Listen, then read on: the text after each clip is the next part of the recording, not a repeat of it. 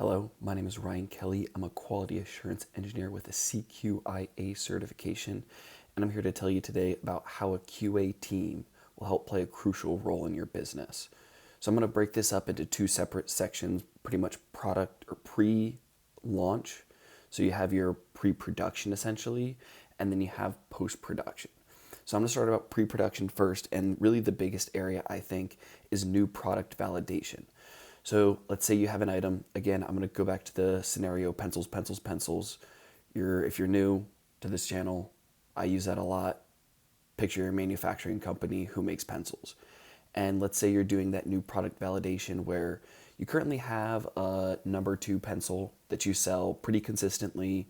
You get good margins on it. You're a fan, but maybe it's coming from a risky country. Maybe there are certain tariffs in place.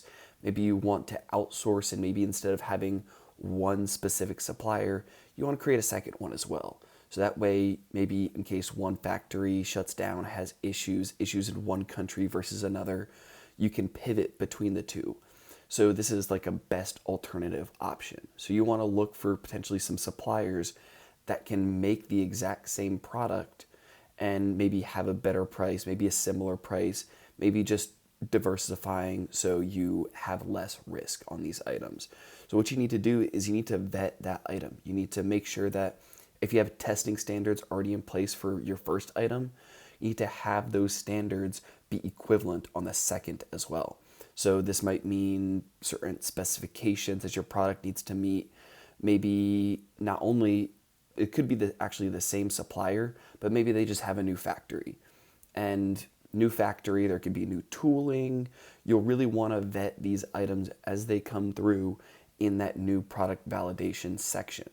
So it's a very important process, and you want to make sure that if you're vetting a new supplier, whether it's a new factory, a new company, whatever it is, you want to make sure that you're getting an equivalent product to your first item and making sure that it's a consistent product for your customer. This could also, in the new product validation process, could also be new product development.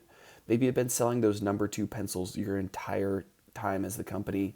You want to diversify. You want to go into wrapped pencils that have designs on them. Maybe you put labels of Christmas decorations. Maybe they're certain characters from a movie that's really popular in schools, so you want to target kids on that. You can put certain items on your product, but it's going to be slightly different because that pencil is going to be wrapped instead of painted. So how well and is the customer still getting the same experience between those two items? Maybe you're going for mechanical pencils. Mechanical pencils, maybe you're selling the lead specifically that pops out of those pencils. What are you doing? That's a completely different product. So a lot of your other standards aren't going to be the same from wooden pencils to mechanical pencils. What new specifications are you making for mechanical to make sure that you still have a good product? It could be artist pencils. Maybe it's a certain shade. Maybe it's carpenter pencils. Whatever it may be, you still want to make sure you have a consistent product, even if maybe those first standards that you already had don't perfectly carry over. Maybe in the pre-production section, it's raw material qualification. So this is more if you're on the factory side of the item and less so if you're buying from a factory or looking for another best alternative option for your factory. This is more saying you own the factory, you have those parts coming in. So maybe it's that wood, maybe it's that plastic, whatever it is, you want to make sure that that quality is stagnant throughout. You don't want to make sure that there's any dips. Maybe you do certain testings from suppliers. Maybe after they have a certain number pass in a row to your standards, maybe you give them a break too, so you're not testing every batch. Maybe you test all 5 of the first shipments, and then if all 5 were fine, maybe you skip the next 5, and then you test 1. And then if that's fine, you let them skip for another 5. There are certain levels you can do to assure quality and make sure you have that new material qualification. And again, if you're that factory and you're finding a new supplier, it's the same process of like finding for that other new product validation. When you have that new pencil, it's the same thing. You want to vet that material and that new supplier. Maybe it's, again, same thing. You want to find equivalent supplier for cheaper. That raw material qualification will help a lot. Maybe it's packaging and transit testing. So maybe you're shipping pencils in those 12 packs, super thin, but you changed up the packaging. Maybe there's new requirements in any states or countries that you're selling in. Maybe the retail area that you're selling in has their own requirements that you need to meet.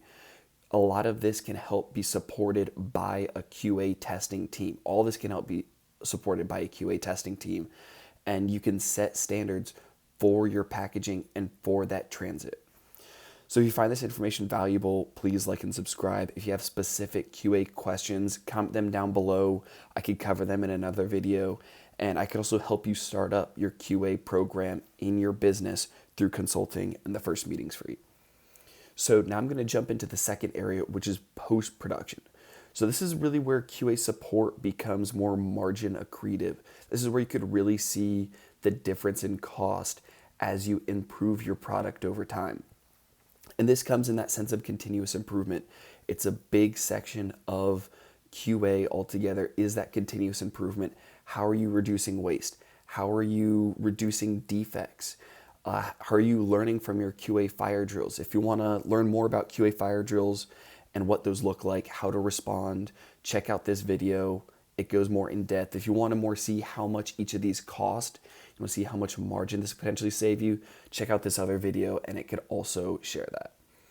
But let's go more think about the reducing waste and reducing defects. So maybe it is those pencils, and maybe you have a certain amount of defect rate on the line where it comes out that 1 in every 10 pencils are actually have defective wood, or it accidentally scars the markings on the side of the pencil and it makes the paint not sit as well. There are a whole bunch of different things that could happen, but as long as you're learning from those and reducing that waste, reducing those defects, that's what the QA team can really help out with. And if you're saving on that waste, on those defects, it saves you more money down the line as well. This could also come in the form of reviewing customer complaints. So a QA team can go in depth on those customer complaints, investigate reviews and returns. So if you have a whole bunch of reviews online, you have 5 stars, 5 stars, 5 stars, but there's one item that's like a 2 star, maybe a 1 star, or one specific review, I should say, that's at that 2 and 1 star. You want to backtrack, and maybe they're saying that my pencil arrived broken. Maybe that is that transit failure, and you want to take a step back and look at that as well. How can you recreate this failure? How can you either create it in your factories, in some kind of transit testing, in just normal product testing? How can you recreate that failure so you can see it again, you can fix it too, so down the line you don't have that issue? So a lot of that reviewing customer complaints isn't just saying, hey, we got a 2-star review on this. It's actually going in depth on why that product had that 2-star review. What about that product failed? How do you recreate that? And then you could take a couple steps back, fix the product, fix the process, document that, and then you won't have that going forward. So that's another way that reviewing those customer complaints can help. But still looking at those complaints, you could also gather quality metrics. So maybe this is just overall returns, damage data. How is your product showing up? Maybe this is in the line. Maybe this is in production. Maybe this is in stores. Maybe this is your online sales.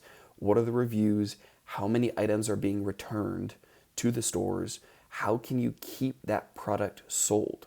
So QA teams can look at the whole process, see, hey, this number 2 pencil is being returned a lot more than our licensed wrapped pencils. Why is the painting being returned more? Are the customers having different expectations of that pencil when they take it out of the box? How are you shaping that? And how can you make sure that those sales stick with the customer and they're not returning those items? Maybe it's a defect too. Maybe again, they're coming out of the box, they're already snapped. Maybe there's other issues where there's no lead in the pencil for some reason. You want to check your standards and reverse engineer how those have been helped, and that's what a QA team can help gather. So there's a lot more I could go into. There's a lot more in depth. I could go into each of these areas in pre-production, post-production, and they could all really deserve their own video.